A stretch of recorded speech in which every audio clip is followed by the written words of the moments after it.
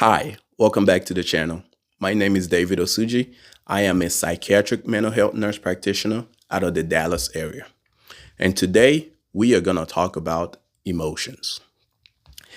Have you ever felt overwhelmed and wondered to yourself, why do I feel this way?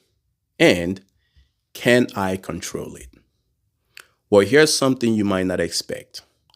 Your emotions are not just random. They're not just happening to you. And it is not just personal to you. See, your emotions are directly tied to your thoughts.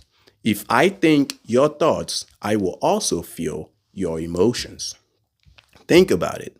Have you ever noticed how one negative thought pattern will just ruin your whole entire day? Conversely, how one positive thought can lift up your mood for the whole day and even carry you through some negative events. Let me break it down with an example. McDonald's and Wendy's.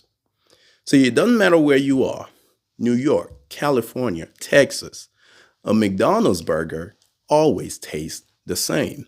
And that is because they use a consistent recipe. Now, if you take a Wendy's recipe for their burger and you take it over to a McDonald's kitchen and you cook it on the McDonald's grill, what would it taste like? You got it. It will taste like a Wendy's burger because you used a Wendy's recipe. See, it is not about the kitchen or the grill that determines the flavor of the burger. Instead, it is about the recipe that you use. Our emotions work the same way.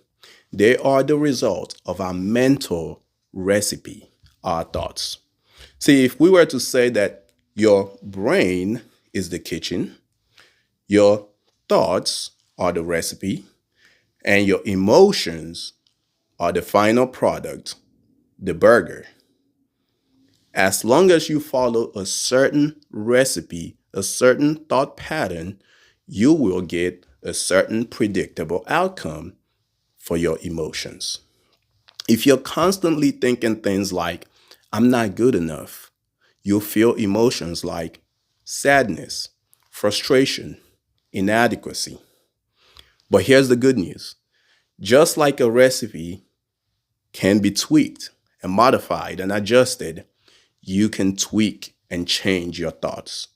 And when you do, your emotions can change as well. Picture this. You're in the kitchen of your mind, but instead of cooking food, you're cooking your thoughts. Are you mixing in some doubt and frustration, or are you mixing in some patience and gratitude? Let me tell you about someone that I worked with. They felt trapped by anxiety. And of course, we started medications and modified it as needed, but they were still stuck in a cycle of worry. So we worked on changing the thought patterns. Instead of focusing on how things could go wrong and how things should be, they started to focus on things like, I have handled challenges before, and I can also handle this as well. A little positive change, right? Over time, their emotions changed and shifted.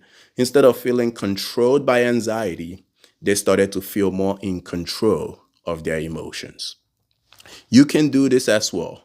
First step is just start noticing your mental recipe. Start noticing your thoughts. When you catch yourself thinking things like, I always do this, I always mess up, ask yourself, is this recipe serving me? Is this recipe giving me the outcomes that I'm happy with? If not, change it. No one can ever do this for you. And remember, as I always say, you don't have to start big. Start small. Tweak it. Small tweaks, just like you're adjusting a cookie recipe. Make small changes. Here's my challenge for you today. Next time when you feel a negative emotion, pause and ask yourself, what thought is behind this? Then try a different thought recipe. Something possibly more empowering, something positive, something that takes the perspective of gratitude, you'll be surprised how quickly this approach will change your emotions and how you feel. Remember, you're the chef of your thoughts. The more you practice, the more control you'll have over your emotions. You've got this. Drop a comment below of a positive thought that you plan on starting to add to your recipe, and let's work on changing our mental recipes together. See you in the next video.